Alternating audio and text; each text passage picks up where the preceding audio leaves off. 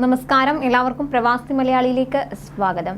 Saudi അറേബ്യയിൽ വധശിക്ഷ നിയമപരമായ ശിക്ഷയാണ്. വാളുകൊണ്ട് തലവെട്ടിയും തൂക്കിലേറ്റിയുമാണ് സാധാരണയായി വധശിക്ഷ രാജ്യത്ത് നടപ്പാക്കുന്നതെങ്കിലും ഇടയ്ക്കിടെ വെടിയുതിർത്തും ശിക്ഷ നടപ്പാക്കാറുണ്ട്. കൊലപാതകം അല്ലെങ്കിൽ ഒരാൾ നിരവധി ആളുകളുടെ ജീവനെ ഭീഷണിപ്പെടുത്തുന്ന എന്തെങ്കിലും പ്രവൃത്തി ചെയ്യുന്നത് ഒഴികെയുള്ള കുറ്റകൃത്യങ്ങളെ വധശിക്ഷയിൽ നിന്ന് രാജ്യം ഒഴിവാക്കി എന്നായിരുന്നു സൗദി അറേബ്യയുടെ യഥാർത്ഥ ഭരണാധികാരിയും കിരീടാവകാശിയുമായ മുഹമ്മദ് ബിൻ സൽമാൻ രാജകുമാരൻ ഒരു അഭിമുഖത്തിൽ പറഞ്ഞത്.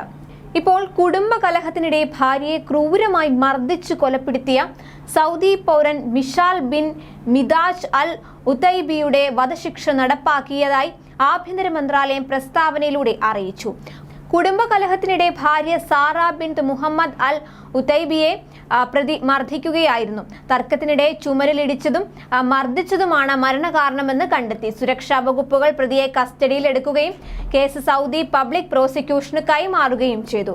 കേസിൽ പ്രതി കുറ്റക്കാരനാണെന്ന് വിചാരണ കോടതി വിധിക്കുകയും മേൽക്കോടതി വിധി ശരിവെക്കുകയുമായിരുന്നു.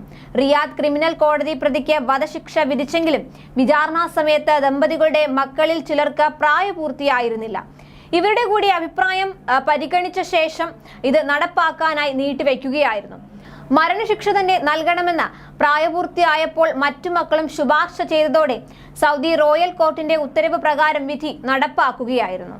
കരവാദ പ്രവർത്തനം, അതുപോലെ കൊലപാതകം, മതനിന്ദ, ബലാത്സംഗം, രാജ്യവിരുദ്ധ പ്രവർത്തനം, വൻതോതിലുള്ള മയക്കുമരുന്ന് കടത്ത് തുടങ്ങിയ കുറ്റങ്ങൾക്ക് സൗദിയിൽ വധശിക്ഷ ലഭിക്കും. വിചാരണ കോടതികളും അതുപോലെ പരമോന്നത കോടതിയും ശിക്ഷിച്ചാൽ സൗദി റോയൽ കോർട്ടിൽ ദയാഹർജി സമർപ്പിക്കാം. രാജാവിന്റെ കൂടി ഉത്തരവ് വരുന്നതോടെയാണ് വധശിക്ഷ നടപ്പാക്കുക. 2022 കണക്ക് പരിശോധിക്കുകയാണെങ്കിൽ ഒറ്റ ദിവസം 81 പേരുടെ വധശിക്ഷ സൗദി അറേബ്യ നടപ്പാക്കിയിരുന്നു. കൊലപാതകം, തീവ്രവാദ പ്രവർത്തനം തുടങ്ങിയവ ആരോപിച്ച് ശിക്ഷിക്കപ്പെട്ടവരുടെ വധശിക്ഷയാണ് നടപ്പാക്കിയത്. സമീപകാലത്തെ ഏറ്റവും വലിയ കൂട്ട വധശിക്ഷയാണ് രാജ്യം കഴിഞ്ഞ വർഷം നടപ്പാക്കിയത്. ഇതിനു മുൻപ് 2016 സൗദിയിൽ കൂട്ട വധശിക്ഷ നടപ്പാക്കിയത്.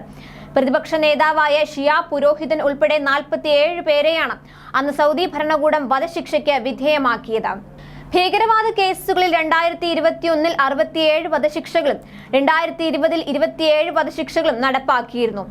തീവ്രവാദ ഗ്രൂപ്പുകളിൽ ചേർന്ന് വ്യതിചലിച്ച് വിശ്വാസങ്ങൾ പുലർത്തുന്നത് സൗദിയിൽ കുറ്റകരമാണ്.